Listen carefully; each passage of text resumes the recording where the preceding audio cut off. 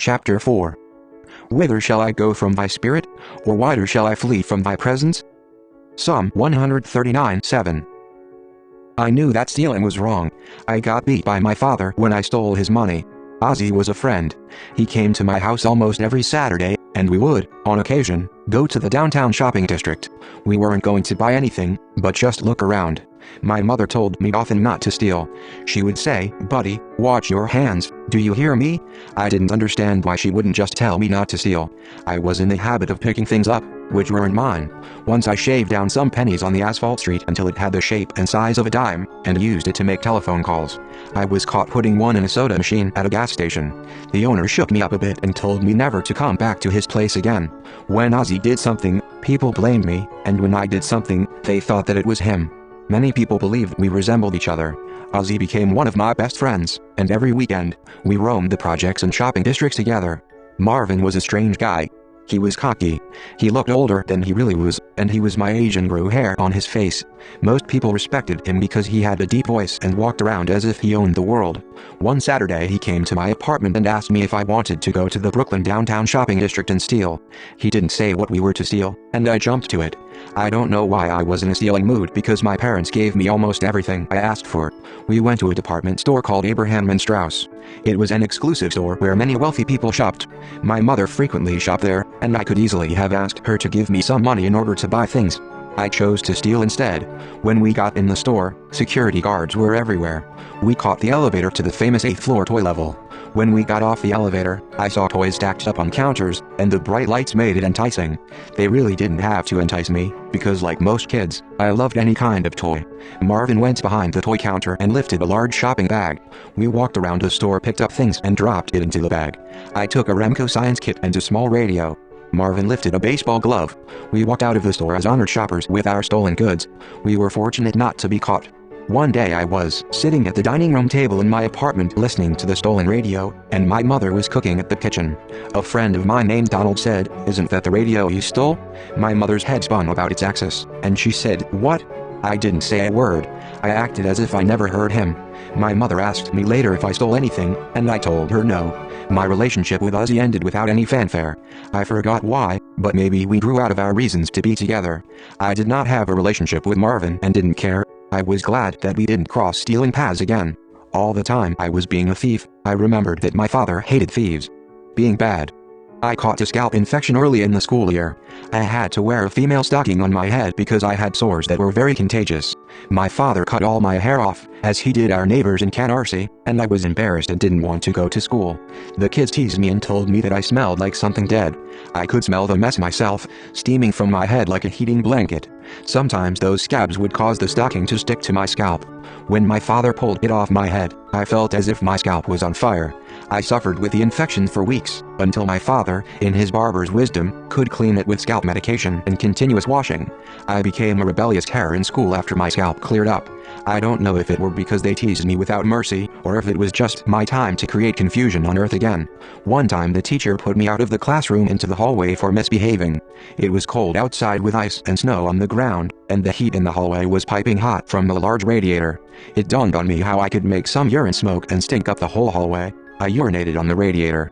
It smelled so bad that I had a hard time staying there. My teacher made me stay in that hallway until the school day ended. She got tired of my foolishness. One day while I was clowning around in class and being disruptive, the teacher called my mother to the school. I have no idea how my teacher engineered notifying my mother to come to the school. I never remember my teacher leaving the classroom. I was creating so much confusion that I didn't realize when she left the classroom it was an order to call my mother at home.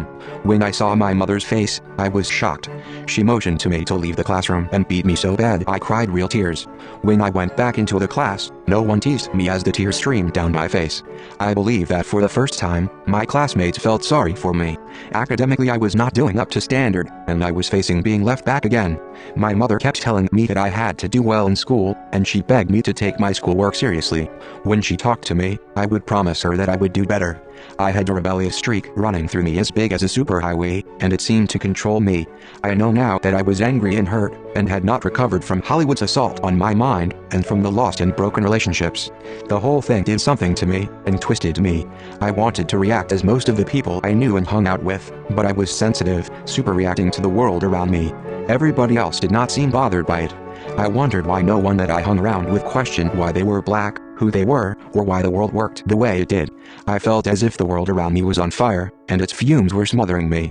My mother repeatedly told me that she had her education, and if I wanted to get mine, I would have to work for it. My father never knew about most of the things, which I did because my mother would not tell him. She knew he would beat me bad, so she saved me from his sting many times. She did threaten me and say, "Buddy, I'm going to tell your father about you." I at no time took her seriously because she usually never told him. She watched my father beat me and my sister Janice with his razor strap, and felt sorry for us. Once she had to stop him because he accidentally hit my sister Janice in her face with the belt. He was so engaged in tearing her hefty frame up that he didn't realize it. My mother got between them and said, "No more, Wilbert." It was rare when my mother could stop him from doing anything. When he chastised, it was without mercy. So either he would tell us to get the hell out of his face, or he would say, "Go get my razor strap." Sometimes he would get angry at my mother for what appeared to me to be something pointless. My grandmother, in her wisdom, tried to warn my mother about my father when they were dating. My mother never told me what my grandmother said to her about him. My mother followed her heart, and married my father. I guess that's what we're supposed to do in this life.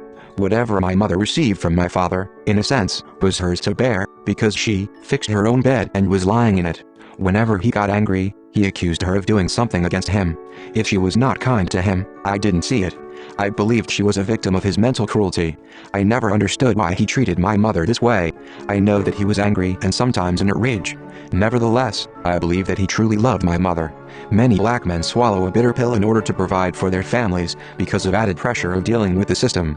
The system does not encourage our survival. Sometimes my father talked to me about how some people were no good. He still wouldn't talk to me about his family.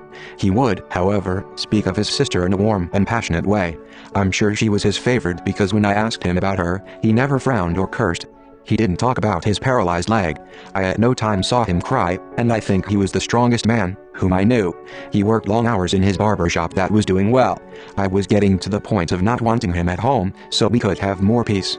A few times, I saw him in such an uncontrollable anger and rage that he took his brown cane in order to strike my mother, and each time she would grab a big black iron frying pan and would tell him to come on and hit her, and she would tear his head up. Though my mother was short, she stood tall emotionally when my father backed her against the wall. I never saw him take her upon her offer. He would stand motionless, breathing hard, with his eyes fixed on her. I'd look at him frightened, and stare at him while he contemplated his move. I hated when he was this way, but I loved my father. When the game was over, he would put his stick down and walk away. He was so predictable after a crisis, no matter how bad it was. When he came home from work, he tried to compensate for his behavior. He brought us Chinese food, ice cream or chocolate candy, and on occasion, flowers to my mother. I loved my father, and though I believed our house at times was more peaceful without him, I wanted him by our side. Raymond. In the summer of 1960, I joined the Boy Scouts of America. Raymond Scott became a major player in my life. He became my role model. Raymond loved kids and was the only adult I knew who played with us on our level. He graduated from Fort Hamilton High School in Brooklyn.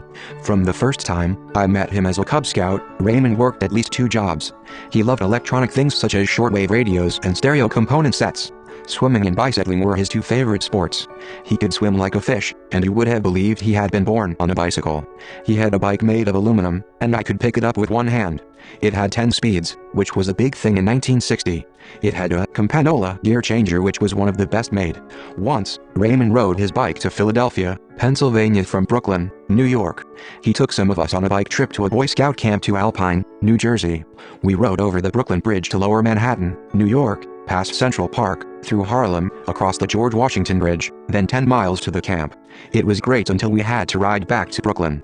Half of us struggled to make it, but Raymond and his light frame bike eased on home. It wasn't only his bike that gave him an edge over us. It was those strong muscles in his skinny legs.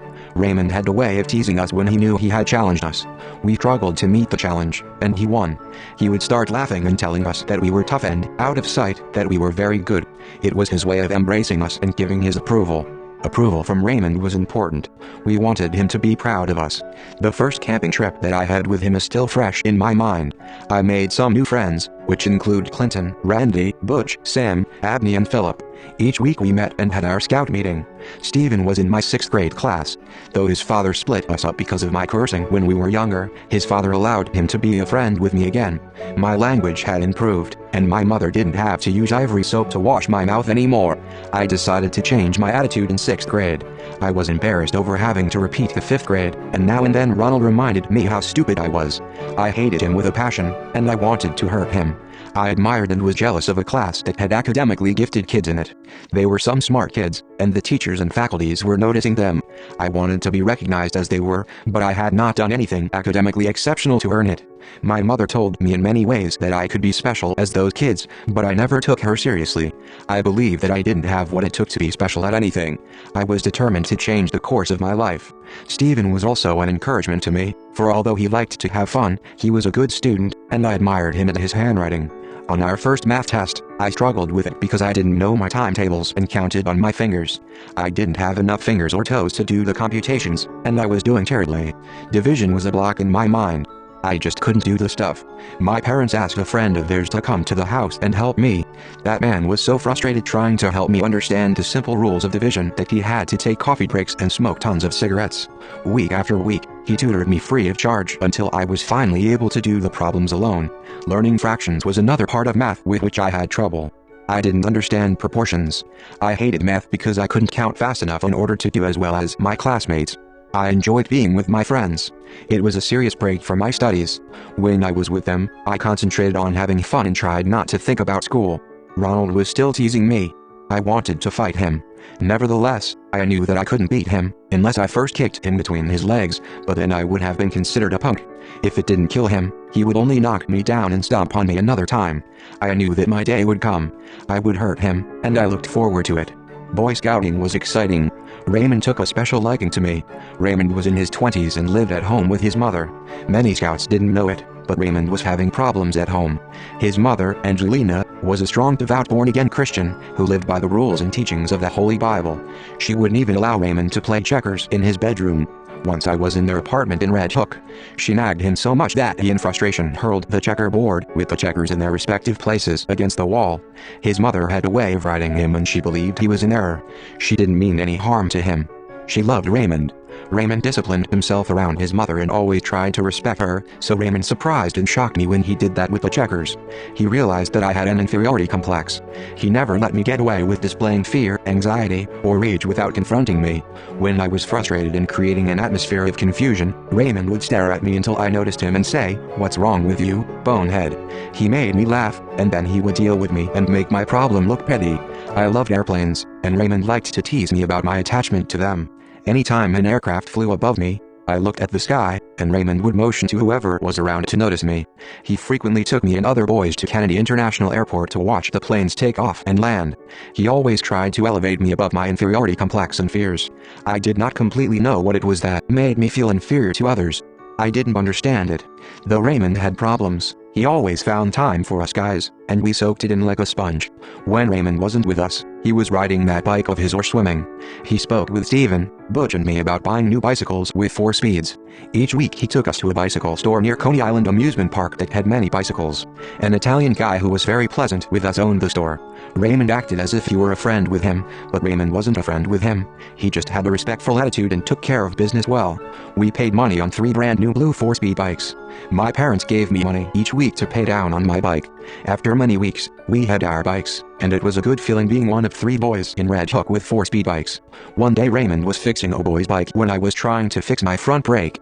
I asked him for help, and he told me to wait.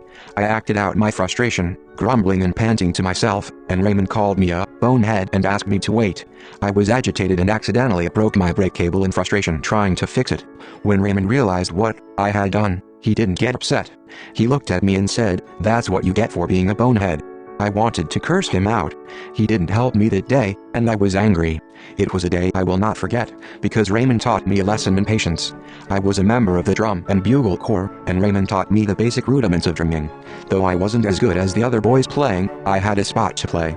He also tried to teach me how to fence, but I would get angry because I couldn't tag him with my foil. So I quickly gave it up without a fight, but never stopped admiring how graceful Raymond looked when he fenced. He took a group of us to Washington, D.C., including my friend Randy. Randy was my neighbor and I especially liked him because he made me laugh a lot. He enjoyed cracking jokes about almost anything. Raymond piled us into his Plymouth car that had push-button controls. We rode the New Jersey Turnpike to Delaware, then Baltimore, and into Washington, D.C. He even pushed that Plymouth to 100 miles per hour. I liked Washington, D.C. I marveled at the Lincoln Memorial and Washington Monument. My favorite site was the United States Capitol building, where we rode the underground train. When I returned home, everyone had an earful about my trip. Raymond continued to do many things with my friends and me. My most exciting time with him in the Boy Scouts was when he took me to an old armory in Harlem, where he was responsible for the artillery room. I saw huge bullets and mortar shells. He even let me hold and play with a walkie-talkie, bothering my neighbors. I had a mean streak in me. When I felt things had gotten too orderly in our courtyard, I devised ways to disturb people without their ever knowing I was doing it. If my neighbors were sitting on the benches having a good time, laughing and discussing everyday life after dark, I would sneak into the building, which was 6 stories high, go up on the roof, and throw gravel onto them. They would jump up hollering and cursing about being hit with gravel. Someone would usually say, "Who the hell is throwing that gravel again?" I made a match launcher out of a thread spool with rubber bands. While sitting on my bed, I would set up my attack, then kneel at the window ledge where no one could see me, and take straight wooden matches and launch them against the red brick building. The matches would burst into flames. People would be jumping. A few times I heard someone say, "That's that buddy again," and I would burst with laughter. I never got tired of surprising my neighbors, but when I ran out of matches or my hands hurt from picking up so many rocks, I'd quit. This was my little secret, and I never let on to any grown-up what I did to disturb them at night.